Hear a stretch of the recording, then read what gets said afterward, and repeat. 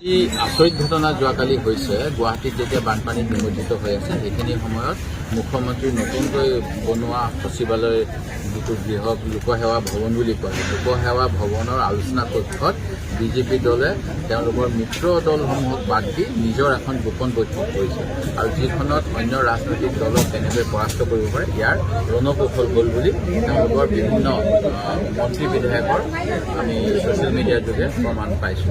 এতিয়া সেই মিটিংখন প্ৰকৃততে বিধায়িনী দলৰ সভাসমূহ বিধানসভাৰ বিধায়িনী দলৰ বাবে সংৰক্ষিত কক্ষত হোৱাটোৱেই নিয়ম। যোৱা সময়ছোৱাত আমি সেইটোৱে দেখি আহিছোঁ। কংগ্ৰেছ দলৰ বিধায়িনী বৈঠকো যেতিয়া শাসনত আমি থাকোঁ আমাৰ বিধায়িনী দলৰ বৈঠক মুখ্যমন্ত্ৰীৰ সচিবালয়ত হোৱা নাছিল। আমাৰ বৈঠক হৈছিল অসম বিধানসভাৰ বিধায়িনী কক্ষত।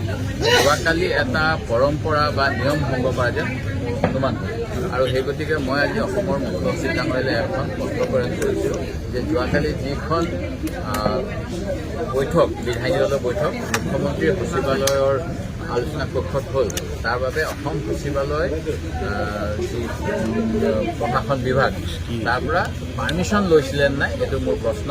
দ্বিতীয় কথা ভাৰত চৰকাৰৰ যিবিলাক বিষয়া অসম চৰকাৰ যিবিলাক বিষয়া তেখেতসকলে চেণ্ট্ৰেল চিভিল ছাৰ্ভিচ বা Assam state civil service rules and actor দ্বাৰা পৰিচালিত তেখেতসকলক ৰাজনৈতিক দলৰ সভাত যদিহে তেওঁলোকে নিৰাপত্তা স্বাস্থ্যজনিত বা অন্য কামত আইন শৃংখলাজনিত কামত জড়িত হ'ব লগা নহয় তেনেহ'লে উপস্থিতি বাৰণীয়। কিন্তু যোৱাকালিৰ সভাখনত মই দেখা পোৱা যেন লাগিছে অসমৰ IAS বা ACS বিষয়াসকলে তাত অংশগ্ৰহণ কৰিছে।